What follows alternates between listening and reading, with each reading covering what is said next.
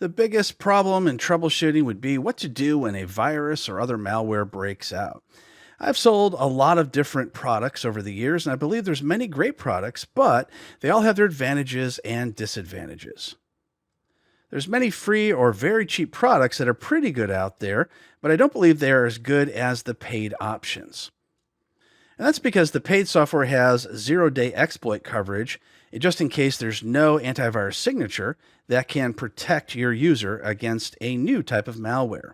Many products are marketed as antivirus instead of anti-malware. So what is the difference between these two products?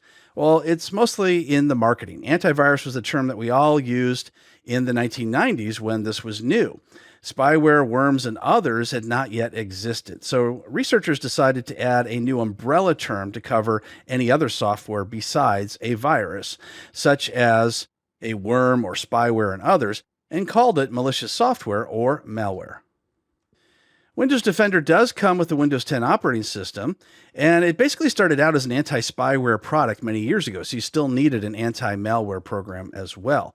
It doesn't do as good of a job with zero-day exploits as the paid products, but it does a good job with signature-based anti-malware solutions.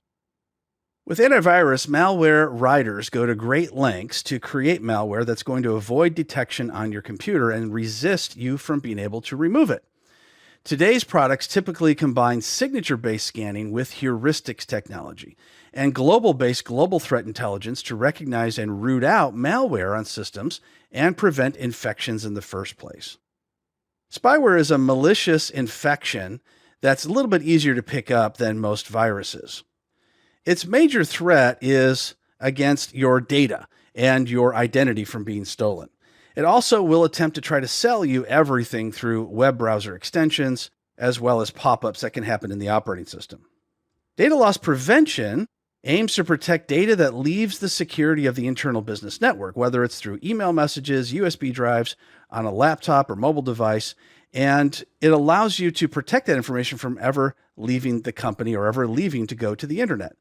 And you can install data loss prevention products onto your server, push them out to your client, as well as using Intune or using Microsoft 365. You'll want to make sure you have an integrated firewall. Although a network should always have firewall protection, something like a Cisco ASA or a checkpoint firewall, a firewall on the operating system will protect you from the inside as well as if any of the devices such as laptops leave the office. You'll want to have device control as well, because malware can also infect a computer not connected to a network or the internet. Connecting a USB device to a computer or installing software from a DVD or other file always runs the risk of transferring an infected application to the machine. You'll want to have email protection. Anti-malware suites many times come with email protection, spam filtering, that kind of thing. If you don't have that, you'll want to make sure that you have spam filtering built into your firewall or into your email server. And of course, you're going to want support with whatever product that you purchase. So make sure that you purchase the support if you need to, or that it comes with the support, and what kind of escalation they have in case you have an issue. Website browsing is also very important. Once again, a good anti-malware suite will come with website browsing protection. Encryption tools are included in some anti-malware suites, and you can use them to encrypt data as well as decrypt the data.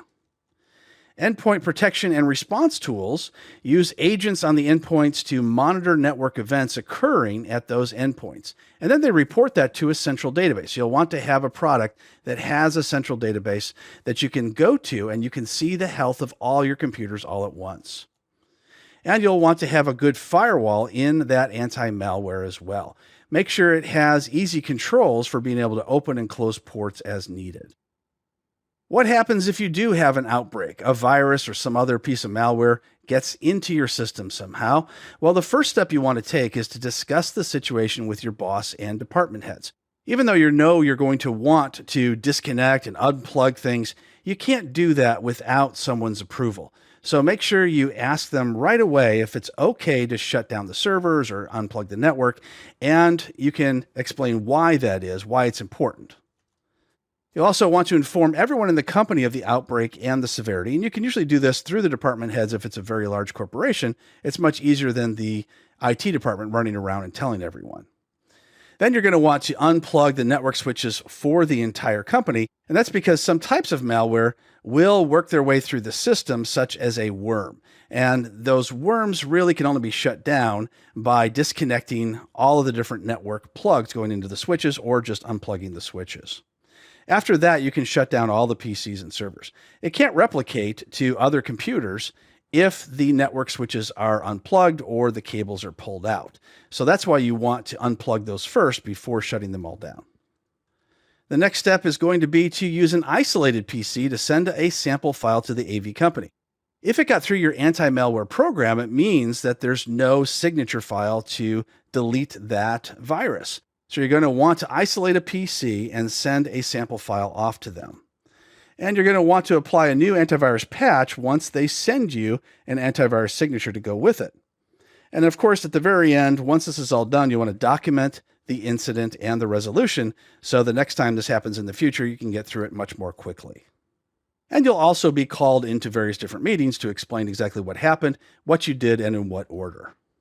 Knowing the anti-malware product to buy for your company is important. Look for all the features you need to keep out or resolve an outbreak. Knowing the steps to handle an outbreak may be the difference from the company staying in business or being brought down by malware.